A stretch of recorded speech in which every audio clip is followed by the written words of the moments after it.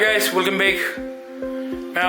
Video se koi na jung namudre to mayam so tumhare video thakalo na ado sigi video se sidum yeng view mar din hangi Diwali ki photo hodre to 3k hodre aduna price thamaga Diwali ki mohta sigi 3k de na yobuda I price ulake aduga sigi video se loibo yeng view horen rules to zahir ke yam lubi Instagram follow to nate am price yo ne no sigi smartwatch maga sigi Color Fit Pro 2 is it? She's in the first price with me. The second price ta Senachagi HD 206. She's Senachagi headphone see my second price ni. Aduga this one the way I didn't white na. Third price ni no tame. See Gorilla port remote control over this take the go. Bluetooth remote control over high. See the third price ni. Adana lucky abdi aigi family dagi. Lucky we me YouTube family day ni ko. Adai me khagat to ni. Adala loibo em bioren sigi video se. Dong sigi blog se di family picnic ki blog ne. Ado blog to sudum mating na makke lambi ki ayo pui khot pagi. Aduga sadu jaga jana Sandiso family ki club. Ado am loibo em video so ayuran maning da rules so apake. Bye bye guys, see you there. Dio do ai thong se. Adi asing mi atin ra. Photo re? Ready lena re? Hi Mr. Gore.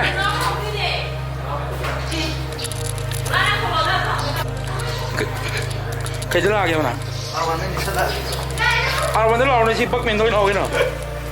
Nikate saban hanan. Hey brother, Gore. Kata amen. Bosa Hey guys, mole kasi di. Sorry, sorry. Sini lagi workhorse. How dah tolong di workhorse di mana?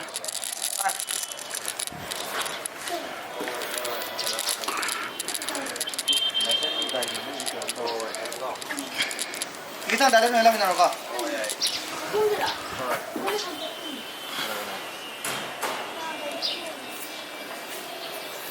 Bos lah, Robinson di. Robinson. Siapa kau itu mak? Tam julai ti.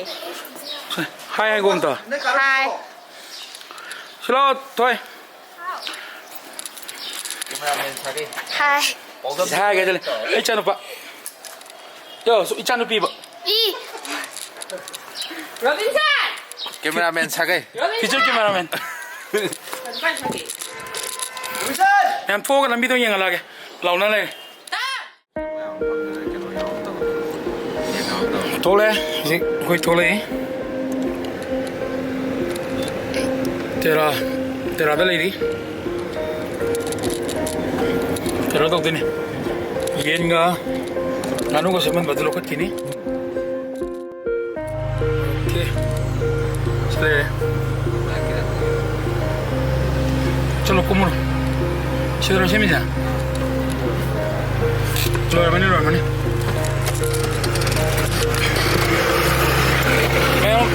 Lambi matang kerap pasal tu entar kami yang lagi.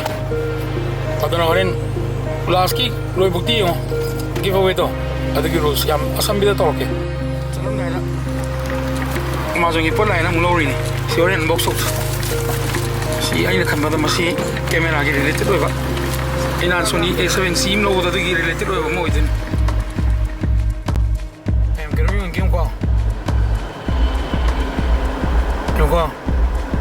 Ni kan tak seru. Mui waktu orang itu nanti. Yo.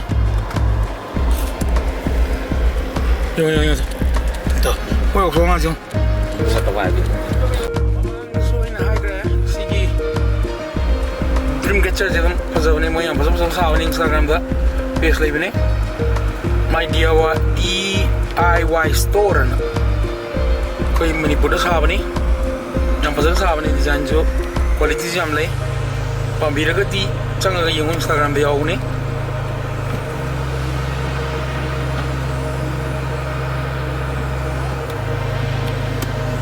Kerana kau yang gaya orang,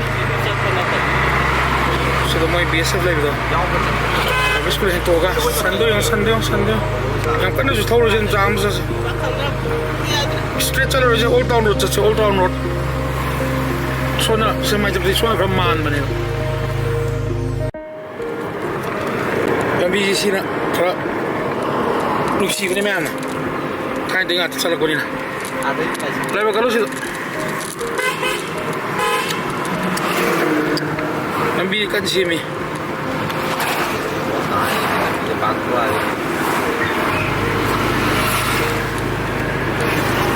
four way lakpi mo ni mo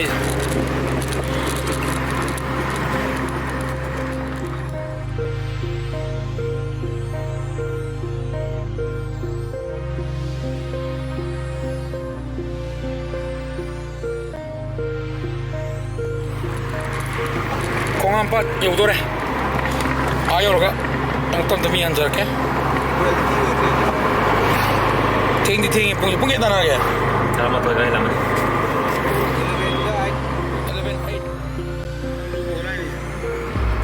lambi ko oi pak thome 공항밭 ki sik turning ji di chingju kak pa yaule me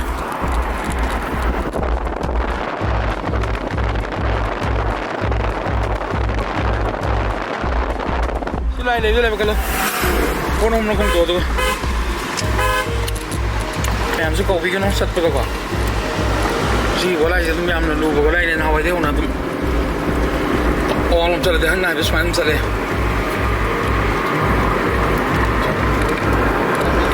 e do ko chali jo ko mangani nungum to hapte samar ja yore welcome back to my channel ti oni mi ga ji no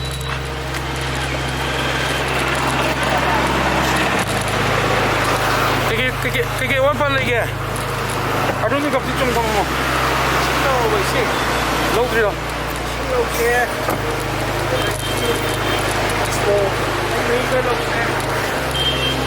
hay mấy nó kỳ nó không nào lên rồi kakak lagi hay Fred jangan dah tapi movie apa pun lupa nih kakak lagi lah hey Kaya ng notice eh. Ini.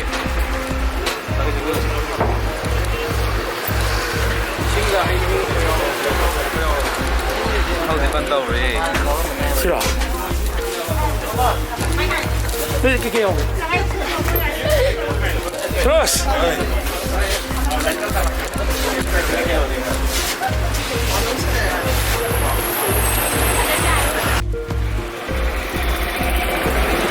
Kamu kayak tanah ini,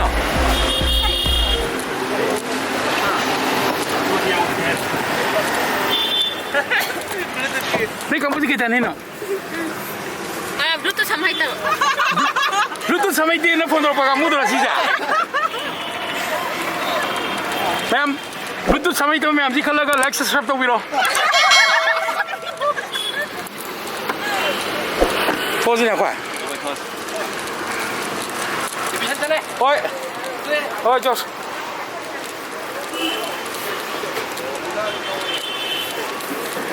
Kau terima?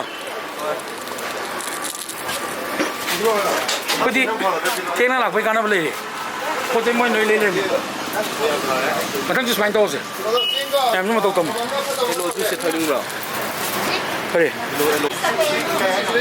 Sini kau, ay mana yang power semua pasal itu kan mereka itu. Mana. Karena zit. Ngai lo gaya kayak nak. Ay tu loh ya, tiang lah bekan ni milo lele me. Weh. Oh. Cok, bye bye. Apa hal apa? Ay tu eh.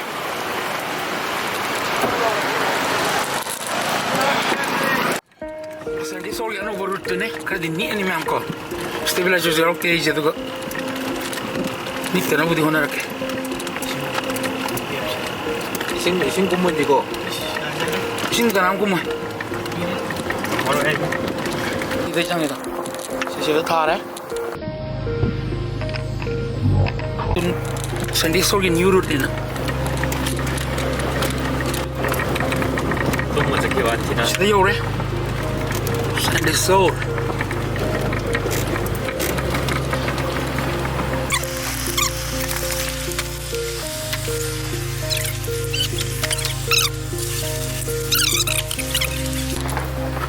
Kau tadi kan nama Andre?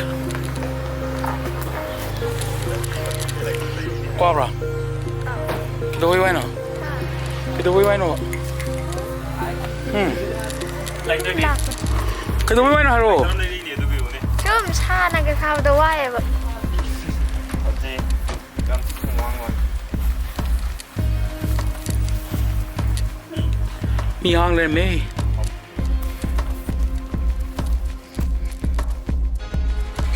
Kau yang simba? Ayam bal Sandy. Yes. Lover. Kayo na logi das to lamara. Kau yang simba pa ni ma? Kau lu dah sini asyik mereka no mi pami aja kau no sembra. Pagi tahu. Pagi tu selai baik jauh pergi. Si salam masalah ni.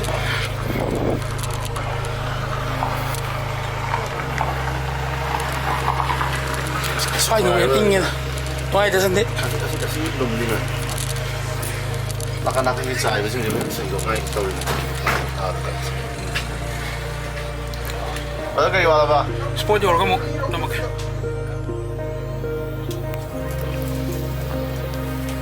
Kenapa? Tahu kau tim ni je.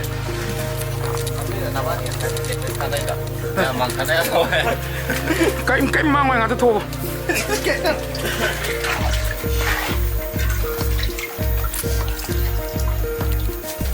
Noi si tim je tahu problem saya aja.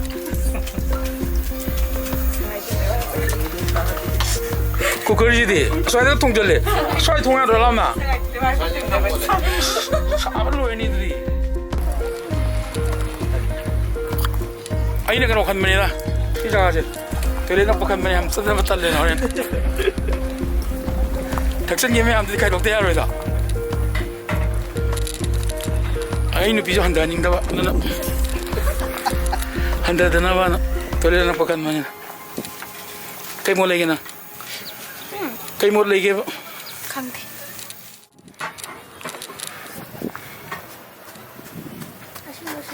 Saya Amazon ki foto kaya nga sih. Yes. Unboxing Amazon ki foto nga saya di yang je kayo non. Ay pwede kang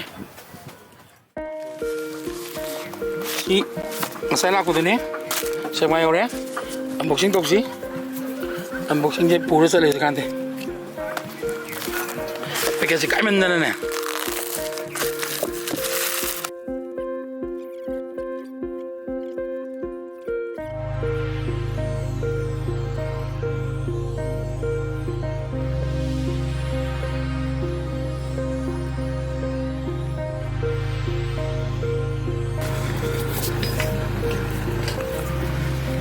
Sini. Saya mai ke unboxing. Lawan mo ko nung mula ba? Muziki black foto si pau si orang me. Si manung jeda strap tu da. Si extra me orang me. Ade side ni da. Yani mo mai ke dia anya na ba. Tu mo si da thare to. Proper three layer design. Mo mari diam link mazane. Tat na ba. Uish. Si thai ju ubra me. Tetap udah. Sebenarnya, rated tu kan aja di. 90 plus kg of force. Kilo 90 hanya es di. Si ini tu dia hanya ni. Si ini naik antara dia. Kau apa dah naik antara dia. Koti fazar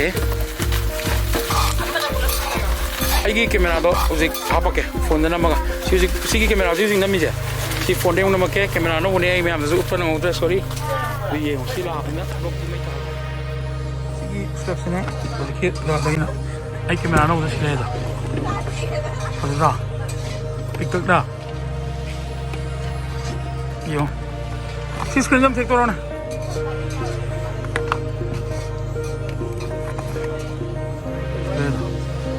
Mama ngom dagi blogging zui a raha hai aba ei tiko ji ena nami blog to ma'am sum yeng wono lapone no ei zui te koi mai da ji blog to ya mai da jo te do ya na ban to sa lapone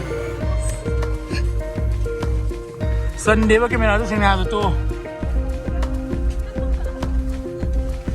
Ado ai di chau zo ba ne pote di api nga tane nei je.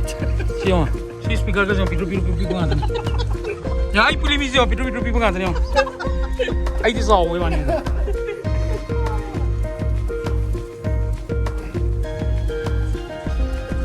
Si hoje script to sila. Anduga magi quick releases main to boile mes. Ai di maning da yam yaw da pak tok to yor bani ngoi. Yam lai le sila press to ka an ching da ba. Terus main lok to ba. Camera tuan ba wani la. Option ban sila kilong ni ba. Ando si lok ta re. Do sila yan ba. Big design. Sina ayulan jige. Tripod gorilla pot flexible. Samyang lens. Samay la ga chik pizza dro ba ko da. Use ay na tigo mo yun. Ili tag de. Bisnu. Wide.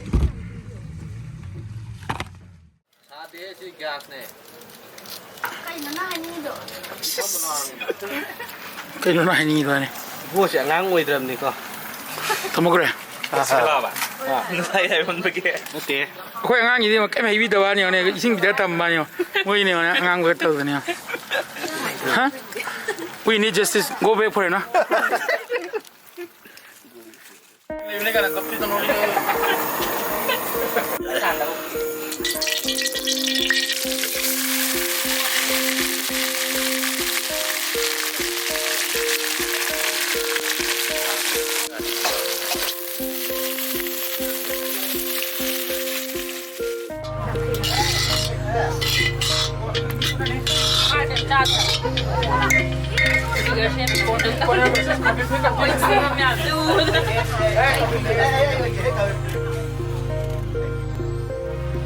मैं बोली हजिक थोंदन खोदरा कन्ना तोंरई दगी ngak lergadi block solution da yaro meramdi ai la ji semaine adana asai giveaway rule da harage ma'am giveaway rule jam simple ne kaim yauroi just comment da ma'am bibir mo 3k odoro min 3k aduga Mr. Time Travel lagi mingda MTT family harga MTT family 3k nang tharaga habis segi giveaway competition yauna ba MTT capital to small to ma'am tharaga MTT eduga 3k dang thabiro do ma'am comment picker to next ki airport 3k unboxing da adum on live to khal lage ma'am mangda see you there semani nam na batte letre makha ta de number hoge selo dro ding halega I will to see you bye guys see you again on next video until then bye bye subscribe to mo like to mo hai to mo ne talo nambira mo doga today blogging ho ne ma'am blogging to this ho lage thank you so much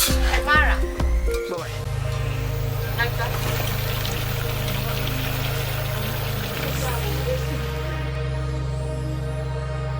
Mấy tao sẽ uống lộc. ako tadi yare Nara ba? iro Ai đi foto lang kan. Soalnya saya kan yang hapsen gitu. so pidako devadas